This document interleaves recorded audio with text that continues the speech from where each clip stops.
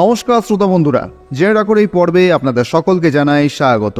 আশা করি বৃশ্চিক রাশি বৃশ্চিক লগ্নের জাতক জাতিকারা আমাদের আজকের এই প্রতিবেদন শুনছেন।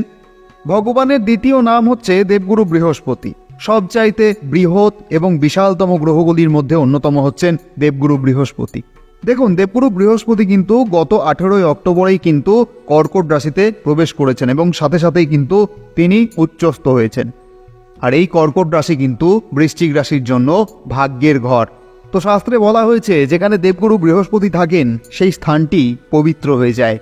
কিন্তু যুক্তি এটাও বলছে প্রদীপের নিচটা সবসময় অন্ধকারই হয়। এই যে প্রদীপের নিচেটা সবসময় অন্ধকার থাকে, তার মানে কি বোঝানো হচ্ছে? দেখবেন আপনি প্রদীপ দেবেন বা মোমবাতি জ্বালাবেন, আপনার চারপাশটা আলো হয়ে যাবে, কিন্তু তার নিজের একটু জায়গা অন্ধকার করে ফেলবে সে। যে আলোক আপনি দেখতে পাচ্ছেন গত 18 তারিখে, যেদিন দেবগুরু বৃহস্পতির প্রভাব শুরু হয়ে যাচ্ছে, সেই সময় হচ্ছে এমন এক মহাজাগতিক মুহূর্ত যখন বুধ, মঙ্গল, রাহু এবং শনি এই চারটি গ্রহ দেবগুরু বৃহস্পতির নক্ষত্রেই অবস্থান করবে। তারপরেও দেবগুরু বৃহস্পতি নিজেও নিজের নক্ষত্রেই বিরাজ করবেন। আর চন্দ্র, যাকে কেউ সহজে নিয়ন্ত্রণ করতে পারে না, সেই চন্দ্রের রাশিতেই দেবগুরু বৃহস্পতি উচ্চস্থ হয়েছেন। আর সেই জন্যই দেবগুরু বৃহস্পতির এই যে অতিচারী অবস্থার প্রভাব, এটা কিন্তু আপনার জীবনে দৃশ্যমান হতে চলেছে। এই সমস্ত বিষয়টিকে যদি আপনি ভালোভাবে বুঝে নিতে চান, তাহলে আমরা এই আলোচনাটিকে একটু ভাগে ভাগে করছি। অর্থাৎ 3টে তারিখ আপনার জন্য সামনে থাকবে, কারণ এই সময়েই দেবগুরু বৃহস্পতি বক্রী হয়ে এক ঘর পেছনেও গমন করবেন, অর্থাৎ আপনার অষ্টম ঘরের দিকে। প্রথম সময়কাল গত 18 অক্টোবর, যেদিন তিনি কর্কট রাশিতে প্রবেশ করেছেন, এবং এই অবস্থান তার থাকবে আগামী 5 ডিসেম্বর 2025 পর্যন্ত। অবশ্যই একটা কথা জানিয়ে দিতে চাই, দেবগুরু বৃহস্পতির যে একটা মহাগোচর থাকে, তিনি তো কর্কট রাশিতে আবার আসবেন, এটা হচ্ছে তার অতিচারী গোচর। সেই নিয়ে পর্বও আমাদের হবে, কিন্তু এখন যে বিষয়টা হচ্ছে সেই বিষয়টা অতিচারী গোচরের বিষয়। এটা সাময়িক হচ্ছে, একটা ট্রায়াল ফেজ আপনার জন্য বলতে পারেন এটা হচ্ছে, এবং এটা চলবে আগামী 5 ডিসেম্বর 2025 পর্যন্ত। এ সময় দেবগুরু বৃহস্পতি আপনার ভাগ্যের ঘরে অবস্থান করছেন এবং এখান থেকেই তার দৃষ্টি পড়ছে আপনার নিজের রাশির ওপরেই। নিজের ধর্মস্থানে থেকে দেবগুরু বৃহস্পতি ধর্ম ত্রিকোণ গঠন করছেন, অর্থাৎ ধর্ম ত্রিকোণে ধর্মের কারক গ্রহের অবস্থান। তাহলে বোঝা যাচ্ছে আপনার জন্য এই বিষয়টি কতটা শুভ হচ্ছে। আপনার নিজের রাশির ওপরেই দেবগুরু বৃহস্পতির দৃষ্টি থাকবে, আত্মবিশ্বাস ভালো থাকবে, যে কোনো কাজ সম্পূর্ণ করার জন্য ভেতর থেকে এক শক্তি, এক জাগরণ অনুভূত হবে, যেন মনে হবে হ্যাঁ, দেবগুরু বৃহস্পতির দৃষ্টি আমার ওপর আছে। আর তখনই মনে হবে যখন ভগবানের সঙ্গ আছে তখন দুনিয়ায় আর কিসের ভরসা, আর যখন ভগবান স্বয়ং সঙ্গ দেয় তখন আর কার সঙ্গ জীবনে দরকার হয়। যেহেতু দেবগুরু বৃহস্পতির দৃষ্টি আপনার লগ্নে রাশিতে থাকবে, তাই স্বাস্থ্যের উন্নতিও হতে দেখা যায়। যদি শরীরে কখনো স্বাস্থ্য সম্পর্কিত কোনো সমস্যা থেকেও থাকে, তা কাটিয়ে উঠে সুস্থতার দিকে যাবেন, এটা কিন্তু লক্ষ্য করা যায়। দেবগুরু বৃহস্পতির দ্বিতীয় দৃষ্টি পড়ছে আপনার পঞ্চম ঘরের ওপর, আর পঞ্চম ঘর সংক্রান্ত যে কাজ সেগুলি সম্পূর্ণ হতে দেখা যাবে, কারণ নবম দৃষ্টিকে বলা হয়েছে ভাগ্যবর্ধক দৃষ্টি, আর সেই ভাগ্যের সঙ্গ আপনার পঞ্চম ঘরেই আপনি পাবেন। যদি আপনি ছাত্র হন, শিক্ষায় উন্নতি হবে। যদি আপনি কোনো শিক্ষা প্রতিষ্ঠানে কাজ করেন, তাহলে উন্নতির সুযোগ পাবেন। সৃজনশীল কোনো কাজে যদি যুক্ত থাকেন, সেখানেও নতুন নতুন সুযোগ আসবে, সাফল্যের সম্ভাবনা থাকবে। সন্তান লাভের ইচ্ছা থাকলে এটি একটি অনুকূল সময় দেবগুরু বৃহস্পতির দৃষ্টি থাকাকালীন। আর সন্তানদের কেরিয়ার নিয়ে যদি কোনো চিন্তা থাকে, তাহলে অবশ্যই জেনে নিন সেটি কিন্তু উন্নতির পথে যাবে। আপনি নিজে যদি ছাত্র হন, তাহলে অবশ্যই উচ্চশিক্ষার সঙ্গে যুক্ত হতে পারবেন। এটাই কিন্তু দেবগুরু বৃহস্পতির আশীর্বাদ। তারপরে পরবর্তী যে সময়কাল আসে সেটি হচ্ছে আগামী 5 ডিসেম্বর 2025 থেকে 2 জুন 2026 পর্যন্ত। এই সময়কাল কিন্তু দেবগুরু বৃহস্পতি বক্রী হয়ে পুনরায় সেই স্থানে ফিরে যাবেন যেখান থেকে তিনি তার যাত্রা শুরু করেছিলেন। কারণ 4 মাসের কার্যকাল সম্পূর্ণ করে তিনি আপনার ভাগ্যের ঘর থেকে আবার ফিরে যাবেন। আপনি এটা এভাবেও ভাবতে পারেন যেন আপনি একটি সুন্দর বাড়ি তৈরি করার জন্য কোনো দক্ষ কারিগরকে দায়িত্ব দিয়েছেন। এখন সেই কারিগর সেই বাড়িটা তো তৈরি করে ফেলবেন, কিন্তু সেটা হবে তাড়াহুড়োয়, কারণ দেবগুরু বৃহস্পতি তখনও অতিচারী অবস্থায় আছেন। তাড়াহুড়োয় 6 মাসের মধ্যেই সেই বাড়ির কাজ শেষ করে তিনি সামনে এগিয়ে গেলেন। হঠাৎ তার মনে পড়ল হয়তো কিছু ভুলে গেছি, সেই বাড়িতে আমার আরও কিছু করা বাকি ছিল। আর তখনই সেই গ্রহ বক্রী অবস্থায় এক ঘর পেছনে প্রবেশ করেন। আর যখনই তিনি অষ্টম ঘরে ফিরে যাবেন, তখনই আপনার জীবনের যে সমস্যাগুলি আছে, মানসিক চাপ, অবসাদ, দেবগুরু বৃহস্পতি কিন্তু সেই সবগুলিকে কিন্তু দমন করবেন, অর্থাৎ সেগুলোর বিনাশ করবেন। তাহলে এটা তো আপনার জন্য ভালোই হলো। যেসব বাধা এতদিন ধরে আপনাকে বিরক্ত করছিল সেগুলোর থেকে অন্তত মুক্তি পাওয়া যাবে। দেবগুরু বৃহস্পতি এবং শনিদেব মিলিতভাবে দিতে আসছেন আপনাকে সেই শক্তি। সবচেয়ে বড় কথা হচ্ছে তাদের যে দৃষ্টি রয়েছে সেটা সরাসরি পৌঁছাচ্ছে আপনার দ্বাদশ ঘরের ওপর।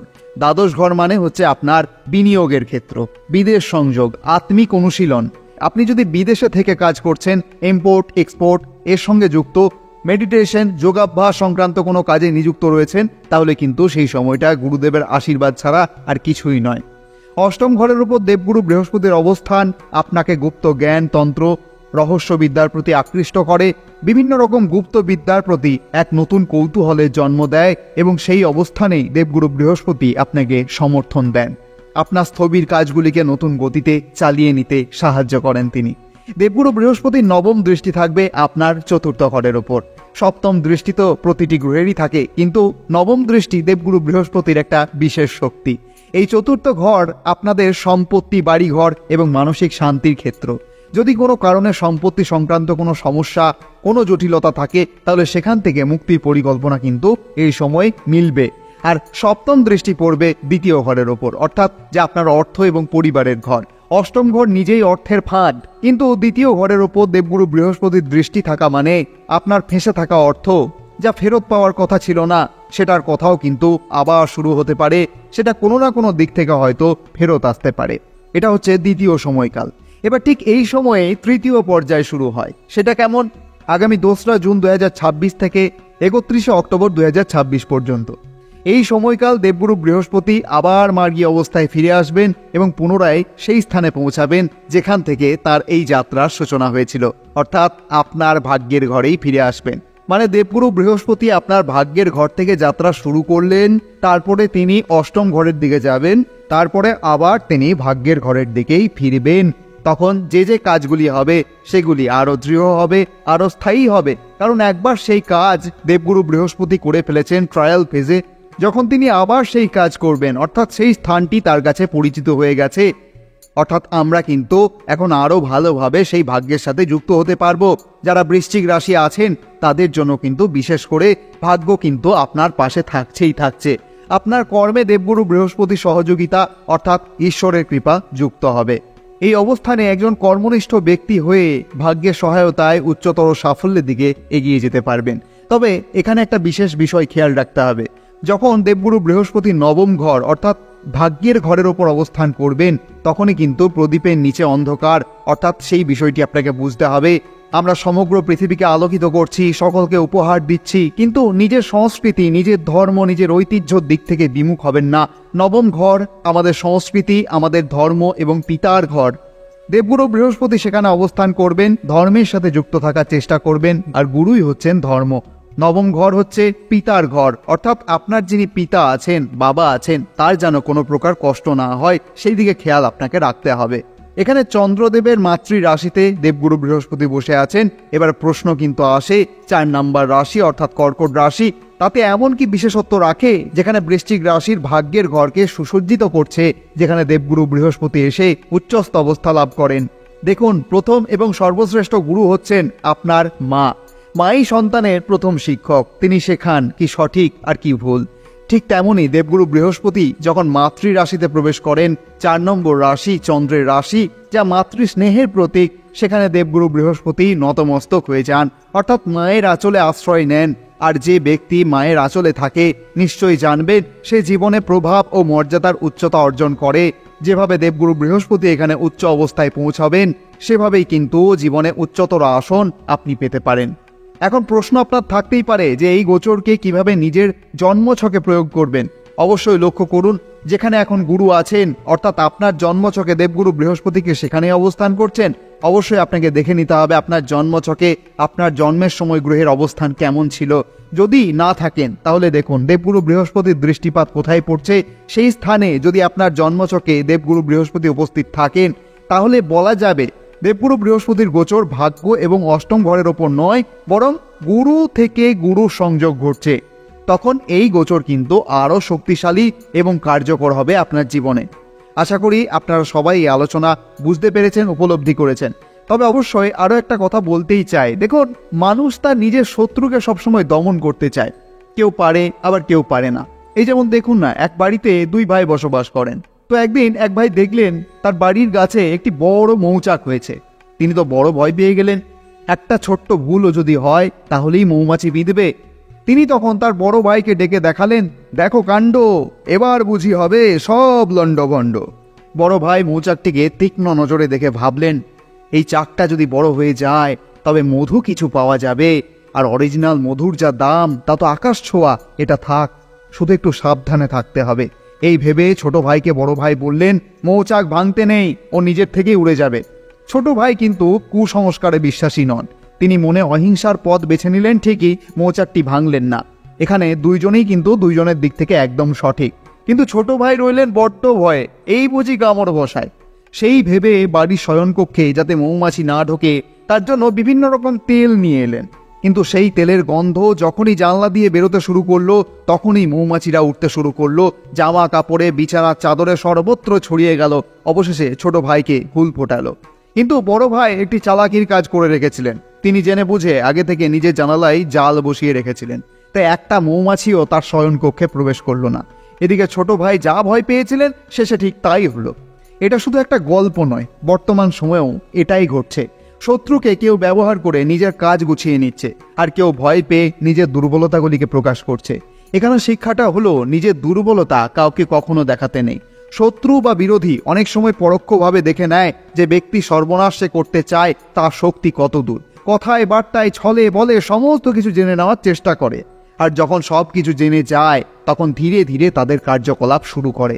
এবার ব্যক্তি যদি সাহসী হন, নিজের গোপন বিষয় সম্পর্কে কাউকে অবগত না করেন, তবে এই দিকগুলো অনেকটাই তার নিয়ন্ত্রণে থাকে। শত্রু চাইলেও কোনো ক্ষতি করতে পারে না, তার দৃষ্টি থাকে। সেই শত্রুকে তার ফাঁদে ফেলতেও সক্ষম হন। এবার গোপন বিষয় কি কি? না, আপনার কর্মস্থল, কর্মক্ষেত্রের কোনো পরিচিত ব্যক্তির সাথে নিজের অজানা শত্রুর আলাপ করিয়ে ফেলা, নিজের বেতন সবাইকে বলে ফেলা, নিজের ফোন কল দেখানো, চ্যাট দেখানো, কখন কার সাথে কথা বলছেন সেটা অন্যের কাছে বলে ফেলা, নিজের সম্পর্কে অন্যকে ওয়াকিবহাল করা, নিজের সেভিংস কত আছে বলে ফেলা, কত সয় সম্পত্তি আছে, কার নামে আছে, কি আছে, সমস্ত কিছু বলে ফেলা, ব্যবসায়িক গোপনীয় নীতি অন্যের কাছে বলে ফেলা, ইত্যাদি আরও অনেক কিছু আছে। এবং সব থেকে বড় দুর্বল দিক হচ্ছে নিজের সমস্ত ব্যাপার পরিবার এবং আত্মীয় স্বজনদের বলে ফেলা। এটা অবশ্যই খেয়াল রাখবেন, সমস্ত পরিবার একরকম হয় না। কিছু পরিবার নিজেদের সমস্ত ব্যাপার নিজেদের পরিবারেই সীমাবদ্ধ রাখেন, কিন্তু কিছু পরিবার এমনও আছেন সামাজিকতা পালন করতে গিয়ে বাড়ির অন্দরের কথা বাইরে ফাঁস করে ফেলেন।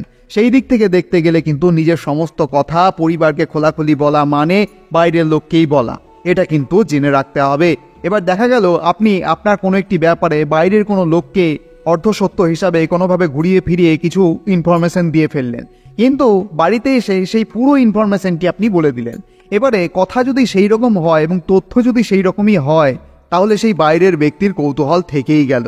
ওই একই প্রশ্ন কিন্তু আবার সেই ব্যক্তি আপনার পরিবারের অন্য জনাকে জিজ্ঞাসা করবে, আর আপনি আগের থেকেই বলে রেখেছেন, তাই সেই সমস্ত সত্য কিন্তু আপনার পরিবারের কোনো ব্যক্তি সেই ব্যক্তিকে গড়গড় করে বলে ফেলবেন। আর তার ফলে কি হবে? বিরোধিতা করা সহজ হবে। আপনার সত্যটা জেনে থাকবেন, আপনিও জানবেন না, অথচ সেই ব্যক্তি মুখে মিষ্টতা রেখে অন্তরে বিষ নিয়ে আপনার ক্ষতি করে যাবে, আপনি ধরতে পারবেন না।